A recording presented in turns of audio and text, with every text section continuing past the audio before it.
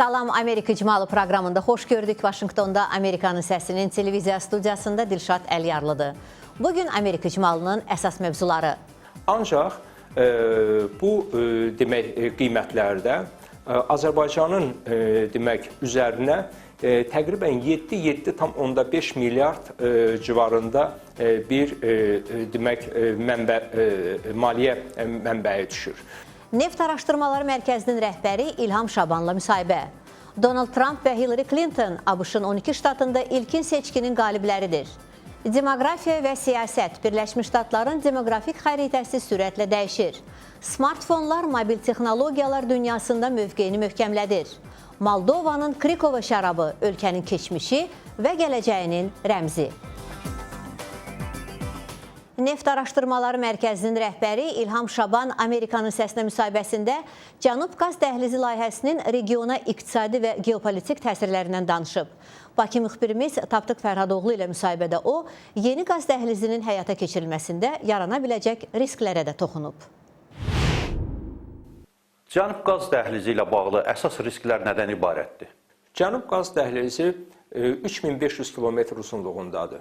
Onun hazırki enerji daşıyıcılarının qiymətlərinin aşağı qiymətində risklərindən biri maliyyə riskləridir. Təbii ki, enerji daşıyıcılarının aşağı qiymətində qiyməti təqribən 20-21 milyard dollar civarında qiymətləndirilən bu layihədə maliyyə riskləri önə çıxır. Ancaq bu demək qiymətlərdə Azərbaycanın demək üzərinə təqribən 7,5 milyard civarında bir demək maliyyə mənbəyi düşür. Azərbaycanın energetika naziri Natiq Əliyevin dediyi kimi hələ ki heç bir risklə üzləşilməyib. Yeganə bir risk bu Trans-Adriatik boru kəməri ilə bağlıdır ki, o da bu ilin aprel ayının sonuna kimi demək bununla bağlı məsələlər həll edilməlidir. Siyasi risklərə gəldikdə isə qeyd etmək lazımdır ki, burada bu minimal səviyyədədir.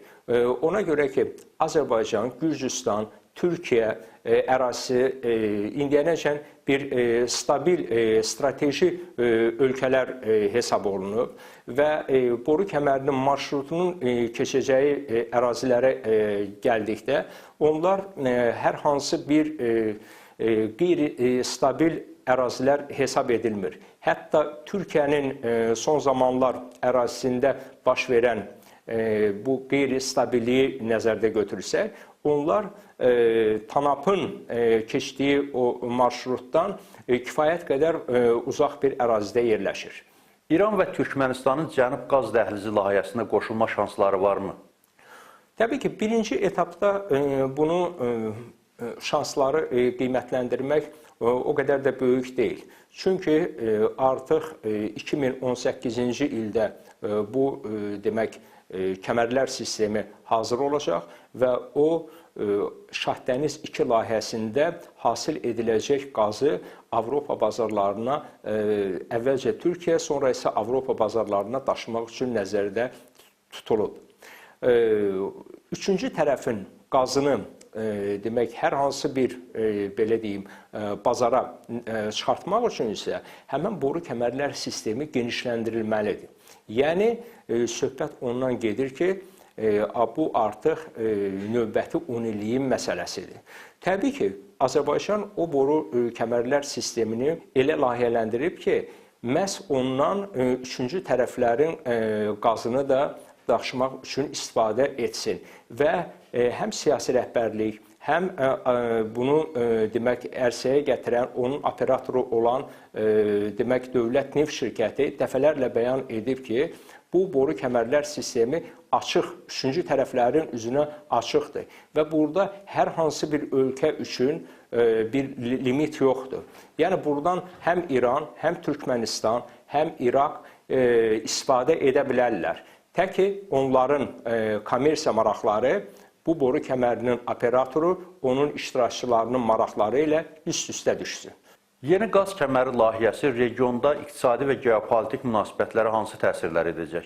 Cənub qaz dəhlizi istismara verildikdən sonra bu həm regionda, həm də Avropa ölkələri ilə region arasında münasibətlərə öz təsirini, özüdəki müsbət təsirini göstərəcəkdir. Əvvəla ondan başlayaq ki, bu Azərbaycanın qonşusu Gürcüstana öz təsirini bilavasitə göstərəcək. Məsəl üçün, hazırda Gürcüstan öz qazla bağlı müəyyən problemlər yaşayır və vurnuxur, mən deyərdim ki, Rusiya ilə Azərbaycan arasında hansı ki özünün qaz defisitini doldurmaq üçün müəyyən danışıqlar aparır və bu ölkənin daxilində müəyyən siyasi qüvvələr arasında qarşıdurmalar və hətta mübarizəyə gətirib çıxarır. Ancaq Şahdəniz 2 layihəsi həyata keçəndən sonra və bununla bağlı o qaz həcmləri dəfələrlə artdıqdan sonra bircə Gürcüstanın bax bu qaz layihəsindən yararlanması nəticəsində 1 milyard kubmetrdən artıq Gürcüstan Azərbaycandan tranzit qazı ala biləcək ki, özünün enerjiyə olan tələbatını tam Azərbaycan qazı hesabına, ödəmək hesabına demək nail olacaq. Biz indi Türkiyəyə nəzər salsaq, onda nəyi görə bilərik? Əgər hal-hazırda Türkiyə cəmi cümlətəni Azərbaycandan 5,5, 5,7 milyard kubmetr qaz alırsa, onda Türkiyə Azərbaycandan aldığı qaz həcmlərini 3 dəfə artıracaq. Bu isə Türkiyənin Rusiyadan qaz asıllığını kifayət qədər azaltmağa imkan verəcək. Yəni, Türkiyə öz qaz bazarını şaxələndirəcək, Türkiyə öz qaz bazarında diversifikasiyanı reallaşdıra biləcək. Yəni, qısa bir müddətdə o deyildiyi kimi regionun iqtisadi, siyasi xəritəsində bir yenilik ortaya qoyulacaq. Fevralın 26-sında İranda Qərb ilə Tehran arasında nüvə razılaşmasının əldə edilməsindən sonra ilk dəfə keçirilən parlament seçkiləri Qərb müşahidəçiləri tərəfindən demokratik prinsiplərdən çox uzaq kimi qiymətləndirilib. Seçkilərin nəticələrinə əsasən 290 yerlik parlamentdə yerlərin 220-sinə artıq millət vəkilləri seçilib. Qalan 70 yer uğrunda mübarizə aprel ayında seçkilərin ikinci turunda davam etdiriləcək. Bu il seçkilərdə 75 Azərbaycanlı namizədin iştirak etdiyi bildirilir. Seçkilərin nəticələri və Azərbaycanlı namizədlərin iştirakını müzakirə etmək üçün Günaskamın sədri Davud Turanı studiyamıza dəvət etmişik. Davud bəy, müşahidəçilərin fikrincə bu seçkilərdə böyük ümidlər var idi, lakin böyük dəyişikliklər baş verməyəcək. Bəs Azərbaycan bölgələrində bu seçkilərdən gözləntilər nə idi və Azərbaycanlılar seçkilərdə necə iştirak etdilər? İrandakı seçkilərə baxdığımızda İran inqilabından sonraki seçkilər hər zaman İran dövlətinin kontrolunda olan və istədiklərini İranın məclisinə göndərən bir seçkilər olubdu. Bundan öncə də elə idi və bu seçkilərdə də elə oldu. Bir çox Azərbaycanlı istirdi seçkilərə qatılsın və məclisə geçsin, amma onlara izin verilmədi ki, geçsinlər, seçkilərə qatılsınlar. Və böyük bir umud yaranmışdı əslində. Çünki istirdilər geçsinlər, Azərbaycan milli hərəkətinin orada səsi olsunlar, Azərbaycanlıların istəklərini məclisdə dilə gətirsinlər. Amma buna izin verilmədi. Birinci dərəcədə ki, onları kimi istəyirlər, əslində onlara izin verirlər ki, seçkilərə qatılsınlar.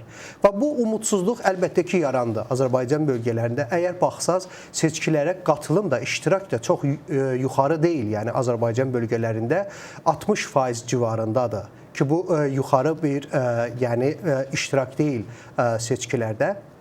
İndi biz seçkilər oldu. İstədikləri adamları gətirdilər və istədikləri adamlara da Azərbaycanlılar da onların dilindən danışan insanlara səs verdilər və onların dilindən danışmayan insanları da əslində cəzalandırdılar. Bunun böyük bir örnəyi Mənsur Həqiqətpur şəxs ki, keçən dönəm Ərdəbildən nümayəndə idi. Bu adam Azərbaycanın milli hüviyyətini təhqir eləyən və hətta Azərbaycan Cümhuriyyətinə düşmanca yaxınlaşan bir şəxs idi. Gəldi, çünki devlətin də adamı idi özü. Seçkilərə qatıldı, amma insanlar ona səs vermədi. Ərdəbildə heç ki ona səs vermədi və məclisə gedə bilmədi ki, mənim üçün böyük bir mesajdır, yəni bu hakimiyyət ki, əgər mənim hüviyyətimə ehtiram qoyarsan, gedə bilərsən məclisə. Və Azərbaycan bölgəsindəki o seçilənlərə də baxdığımızda hamısı Azərbaycanlıların istəklərini də öz təbliğatlarında, propagandalarında dilə gətiriblər. Anayasanın 15-ci əsli ki vardı, orada Azərbaycanlıların öz ana dilində oxumaları, onu hər zaman öz proqramlarında deyiblər.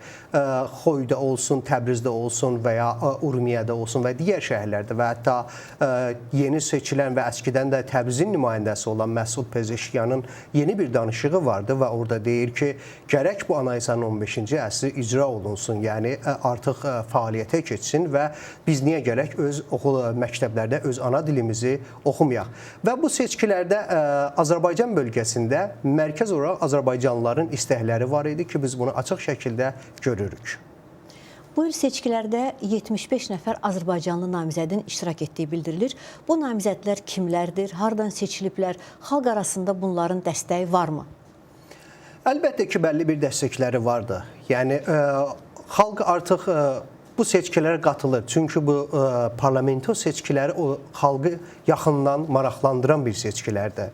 Və digər seçkilərdə fərqi budur ki, insanlar gəlirlər, istəyirlər ki, biraz o ekonomi, iqtisadi vəziyyət ki vardı, ağır vəziyyət, o azalsın, nümayəndələr geçsinlər Tehrana və şəhərlər biraz ayağa qalxsınlar, şəhərlər biraz gəlişsinlər və iqtisadi olaraq da və insanlar burada seçimə gedirlər. İnsanlar kimə verirlər səslərini? Baxdığımızda insanlar o nümayəndələrə, millət vəkillərinə səs verdilər ki, onların dilindən danışdı. İqtisadi olaraq, ictimai olaraq, siyasi olaraq onların dilindən danışdı. Onlara eləyə bilir ki, deyək ki, mən sizə bunu eləyəcəm.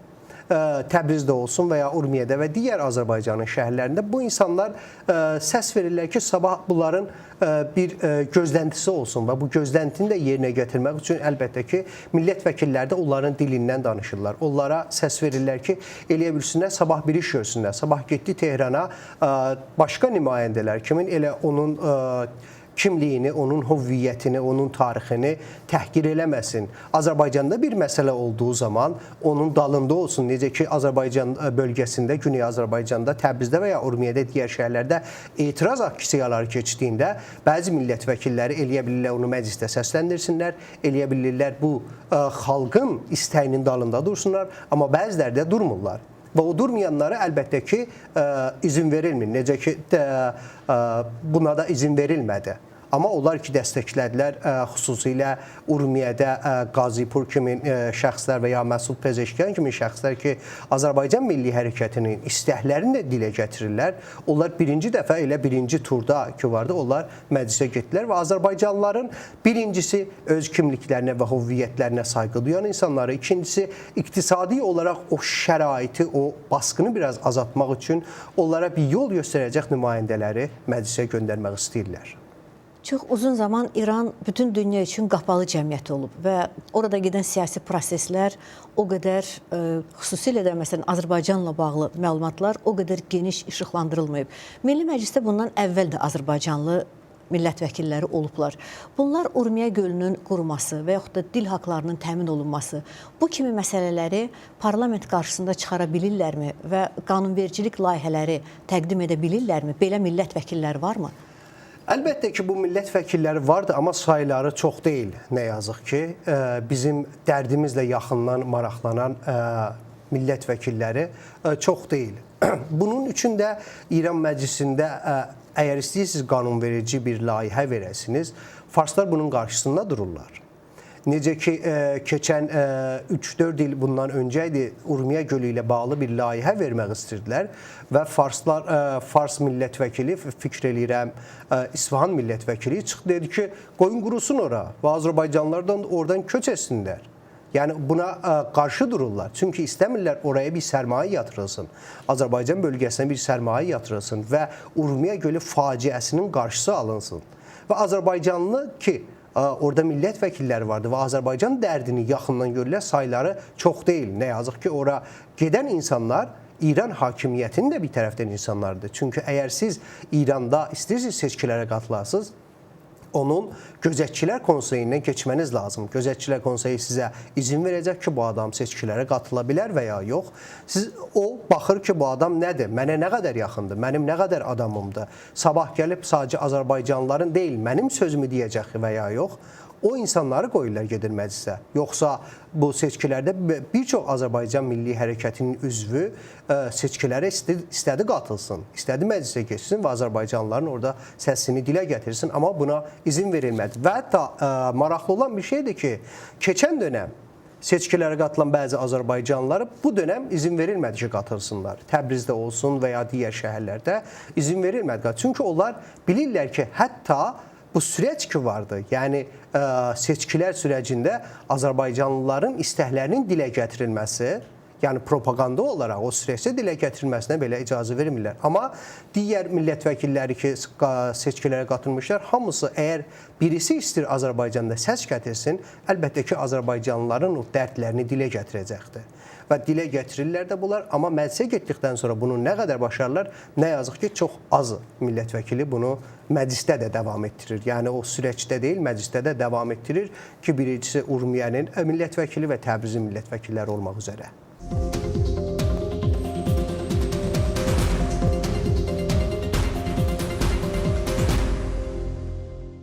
Bu həftə ABŞ prezident seçkilərində nominasiya almaq üçün olduqca mühüm ilkin seçkilər keçirildi.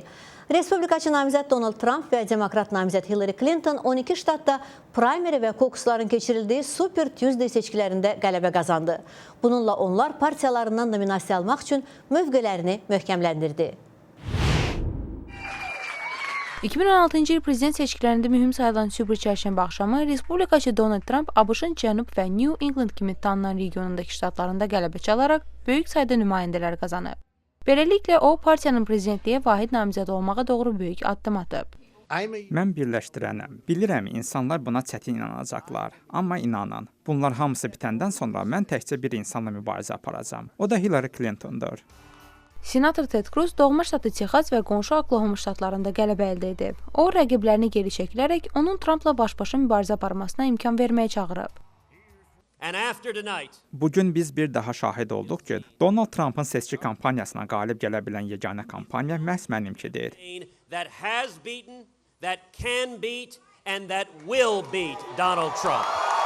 Senator Marco Rubio isə ilk dəfə olaraq Minnesota'da qalib gəlib. Amma o, digər ştatlarda yenə də geridə qalıb. Biz Lincoln'ın Reagan'ın partiyasına və ABŞ prezidentliyini bir oyunbazın ixtiyarına verməyəcəyimizə dair mesaj göndəririk. Trump'ın uğurlarına baxmayaraq, keçmiş Ku Klux Klan lideri Trump'a dəstəyini ifadə edəndən sonra Konqres liderləri Trump'ı dözümsüzlüyü bir kənara qoymağa çağırır. Əgər bir insan Respublikaçılar Partiyasının vahid namizədi olmaq istəyirsə, o, insanlara dözümsüzlük üzərində qurulan qrup və işlərdən uzaq durmalıdır. Demokratlar tərəfində isə Hillary Clinton bir neçə cənubi ştatlarda böyük qələbələr əldə edib. Bu isə onun vahid namizəd olmaq şansını artırıb. Clinton artıq diqqətini respublikaçılara yönəltməyə başlayıb. Respublikaçıların ritorikası heç vaxt bu qədər aşağı səviyyədə olmayıb. Amerikanı biz və onlar arasında bölməyə çalışmaq səhvdir və biz buna icazə verməyəcəyik, deyə o bildirib. Trying to divide America between us and them is wrong, and we're not going to let it work. Rəqibi Bernie Sanders doğma ştatı Vermont, eləcə də Oklahoma, Colorado və Minnesota'da qələbə çalıb. O, mübarizəni davam etdirəcəyini deyib. Biz iqtisadi ədalət, sosial ədalət, ekoloji sağlamlıq və bütün dünyada sülhün təmin olunması uğrunda apardığımız mübarizəni o ştatlarda davam etdirəcəyik.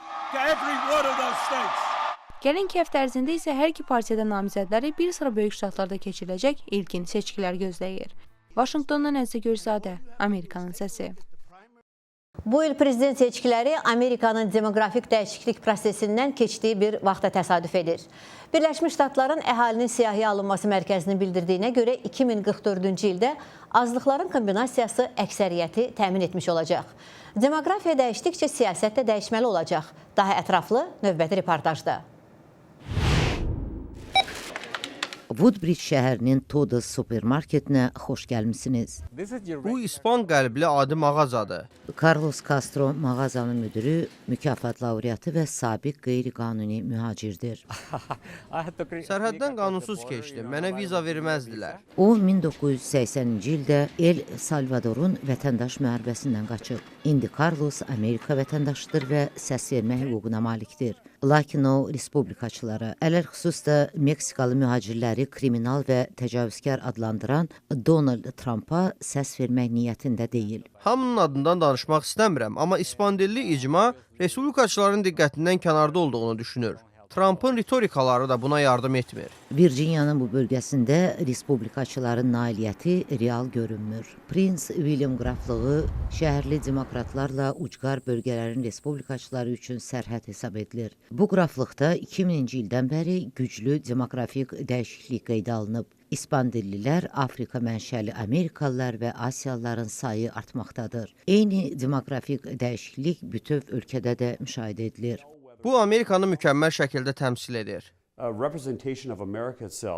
Corey Stewart qraflıq şurasına sədrlik edir. Onun Donald Trump'ın Virginia kampaniyasının meneceri olduğu təəccüb doğurur. Stewart qeyri-qanuni mühacirət ölçülərini dəstəkləyənlərdəndir. Bu, ona İspan dilli icma arasında dost qazanmasına mane olur. Məncə qeyri-qanuni mühacirət böyük problemdir. Təkcə Virginia üçün yox. Bütün ölkə üçün bu məsələyə diqqət verilməlidir. İnsanlar da bunu bilir. Trump məsələyə birbaşa toxunan ilk namizəddir. Stewart George Washingtonun bir dəfə gecələdiyi tarixi bir evdə yaşayır. Bal ayında o, xanımı Marta ilə bu yataq otağında qalmışdı. Lakin onun siyasəti bu ev qədər köhnəlmiş hesab edilir. Ölkə dəyişir, müxtəlifləşir. Daha çox demokratlara meyl artır.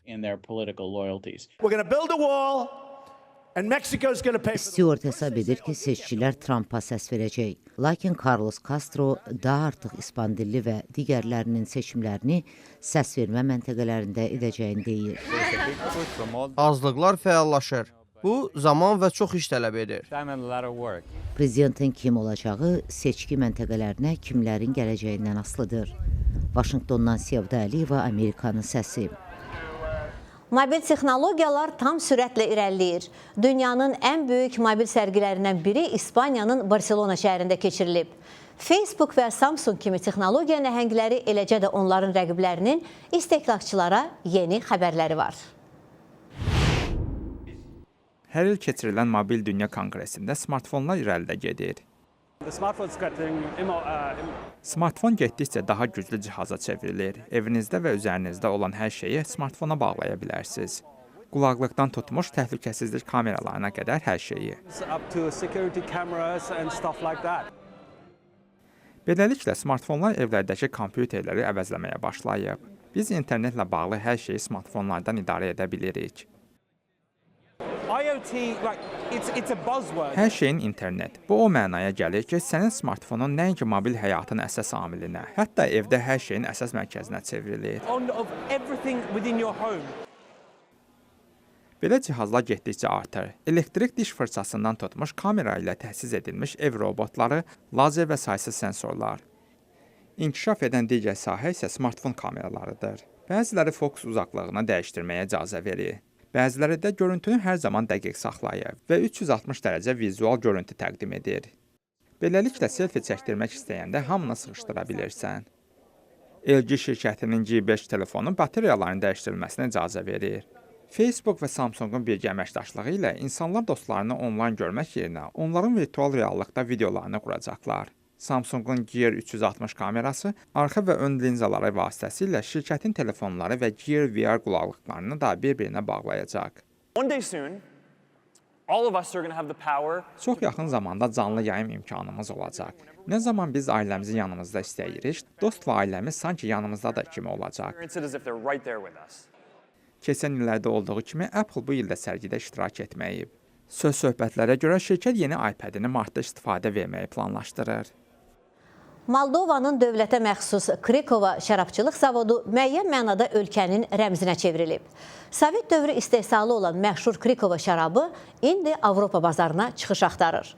Şərabçılıq zavodunun yerləşdiyi Krikova kəndi Rusiya prezidenti Vladimir Putin, ABŞ dövlət katibi John Kerry və Almaniya kansleri Angela Merkel kimi dünya liderlərinin ziyarət etdiyi populyar bir yerdir. Sovetlərin planlı iqtisadiyyatı dövründə Moldovanın dövlətə məxsus Krikova şərabçılıq zavodu ən məhsuldar sənaye obyekti idi. Sovet İttifaqı dağılandan sonra biz ilk növbədə Ukrayna, Qazaxıstan və Rusiya kimi əsas istehlakçılarımızı itirdik. Əlbəttə, yaxşı tərəf ondan ibarətdir ki, biz hazırda Avropa ilə işləməyə başlamışıq. Şərabçılıq zavodu hazırda yeni bazarlar axtarışında şərqdən tutmuş qərbə qədər dünya liderlərini burada qəbul edir. Məsələn, Rusiya prezidenti Vladimir Putin özünün burada 50 illiyini qeyd edib. John Kerry bu otaqda yığıncaq keçirib. Angela Merkel də onun kimi. Rusiya prezidenti Vladimir Putin də daxil edilməklə liderlərin burada kolleksiyaları saxlanır. Buna baxmayaraq Avropaya üz tutduğuna və Avropa bazarına çıxdığına görə Rusiya Moldova şərabına qadağa qoyub. Siyasi ambisiyalar bizneslərin inkişafına maneələr qoymamalıdır. Biz gözləyirik, amma eyni zamanda vaxt da itirmirik. Yeni bazarlara üz tuturuq. Bütün bunlarla yanaşı Avropada qeyri-müəyyən gələcək qarşısında bəzi Moldovalılar keçmişin həsrəti ilə yaşayır. Vaşinqtondan Nərminə Cəlal qızı, Amerikanın səsi. Vaşinqtondan Amerika İcmalı proqramında görüşümüz bununla sona çatır. Siz hər həftə efirə çıxan proqramlarımızı Amerikanın Səsinin Facebook və Twitter səhifələrində, habelə Azərbaycan xidmətinin web saytında izləyə bilərsiniz. Mən Dilşad Əliyarlı sizinlə xudafizləşirəm. Sağ olun, gəlin görüşədək.